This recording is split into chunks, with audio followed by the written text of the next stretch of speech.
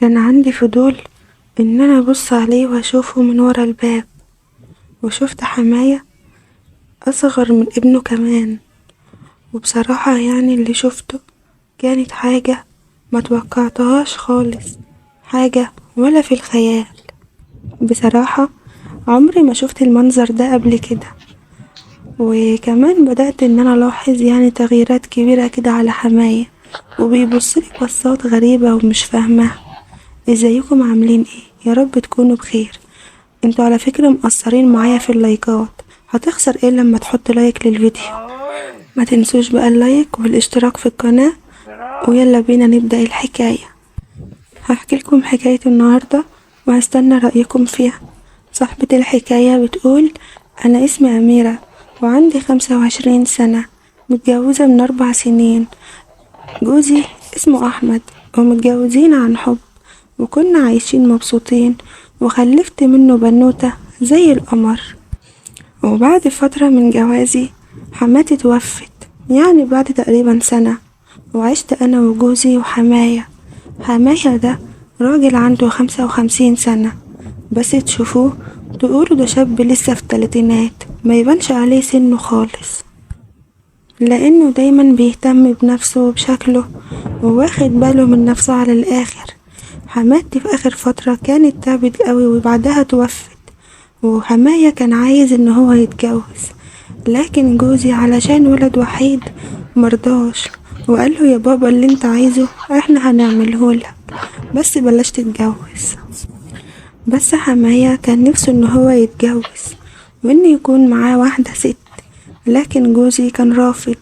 وانا بصراحة ما كنتش موافقة جوزي على اللي هو بيقوله، وكان نفسي ان هو يسيبه يتجوز ويعيش حياته زي ما هو عايز، لكن جوزي رفض وقال له: اللي انت عايزه انا ومراتي هنعملهولك. وبصراحة حماية كانت طلباته كتير قوي ومش بتخلص.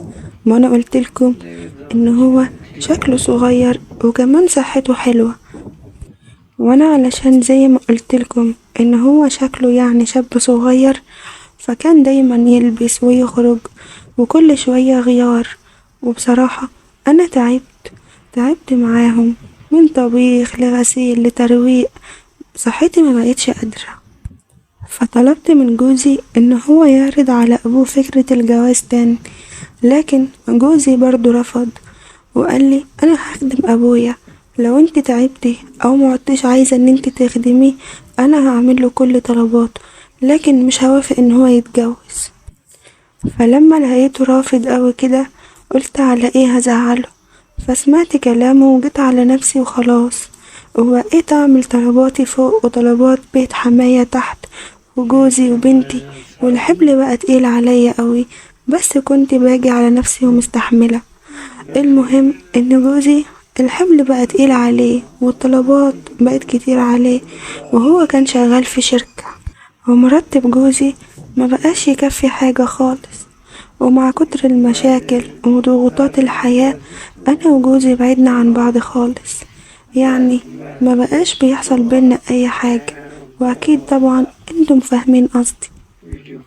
وحماية بصراحة كان مطنش وما كانش بيصرف اي حاجة خالص في البيت، وكل فلوسه كان مخليها لنفسه والمزاجه بس. جوزي هو اللي كان شايل الحمل والبيت كله. بس جوزي كان له واحد صاحبه عايش في الخليج، فطلب منه ان هو يسافر له، وقال له: هبعتلك عقد وهتيجي هنا وهتشتغل سنة ولا سنتين، وممكن بعد كده تبقى تجيب عيلتك معاك، يعني على ما تشتغل شوية كده وتظبط امورك ممكن بعدين تبقى تجيب مراتك وبنتك وتعيشوا هنا. انا بصراحة لما عرفت كده بقيت فرحانة قوي وبقيت مبسوطة، لان وضعنا هيتحسن وعيشتنا هتبقى احسن. هو جوزي ما كانش موافق، بس لما لقاني موافقة هو كمان وافق، بس كان بيقولي: انا مش عايزة اسافر واسيبك لوحدك والحمل يكون تقيل عليكي وترجعي تاني تشتكي وتقولي انا تعبت والحمل تقيل عليا، انا مش عاوز ان انا اضغط عليكي ولا اجي عليكي بحاجة. قلتله: لا ما تقلقش، ما فيش اي حاجة، وهو زي ابويا وانا مش هزهق من خدمته خالص، وانت ما تشيلش همنا خالص، المهم دلوقتي ان انت تسافر، ولما تظبط امورك تبعتلي انا وبنتك. وفعلا وافق وكلم صاحبه على طول، ومسافة كام شهر كان بعتله العقد وخلص كل ورقه وسافر. سافر وسابني انا وبنتي وحماية لوحدنا في البيت، وانا قاعدة في شقتي وحماية قاعد في شقته. بس كل يوم بنزل واشوف طلباته واروق له البيت واغسل له هدومه واعمل له الاكل.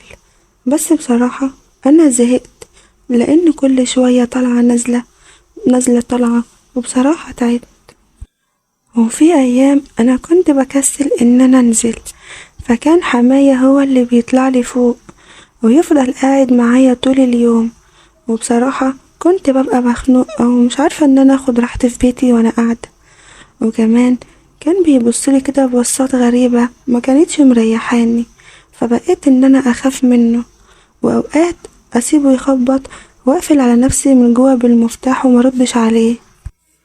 وبعدين بدأت ان انا الاحظ تغييرات كتيرة على حماية، وبقى يبصلي كده بصات غريبة ومش عجباني خالص. وفي يوم بعد ما خلصتله الاكل وعملتله الشاي وقلتله عايز حاجة تانية يا حماية، انا هطلع علشان اروق شقتي، قالي لا سلامتك مش عايز حاجة، وقام رايح داخل على اوضته. وبصراحة كان مستعجل قوي مش عارفة ليه، وكنت انا خلاص يعني ما تهنيتش بحياتي ولا بجوزي، ما لحقتش عايش معاه حاجة وسابني وسافر. وبصراحة انا كان عندي فضول اعرف هو مستعجل على ايه وداخل يجري على اوضته بعد ما اتغدى وشرب الشاي. ومن هنا ومن اللي شفته بدأ تفكيري ان هو يتجه ناحية حماية، لدرجة ان لما كان جوزي بيكلمني او يرن عليا كنت اقوله ان انا مشغولة في اي حاجة، واتحجج ان انا مشغولة باي حاجة. وكنت اغلب الوقت بقضيه تحت في شقة حماية، لحد ما في يوم لقيته بينادي عليا وبيقولي تعالي معايا في الأوضة.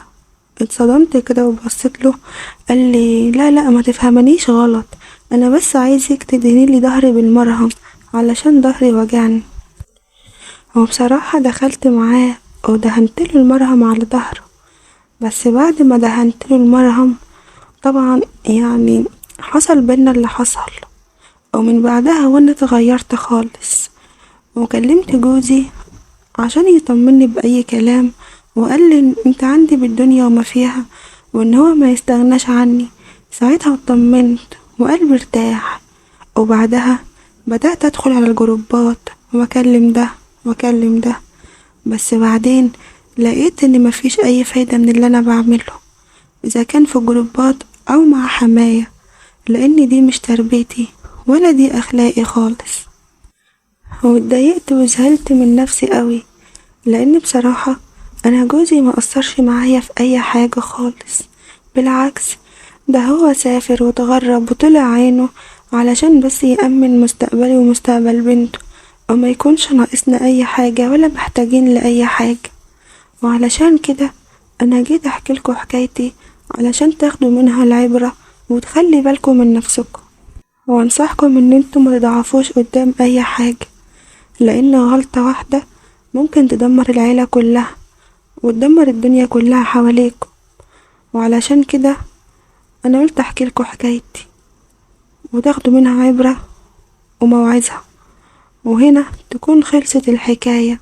لو عجبتكم اشتركوا في القناة وفعلوا الجرس علشان يوصلكوا كل جديد، وما تنسوش كمان بقى يا حبايبي اللايكات. واشوفكم في حكاية جديدة بكرة، مع السلامة.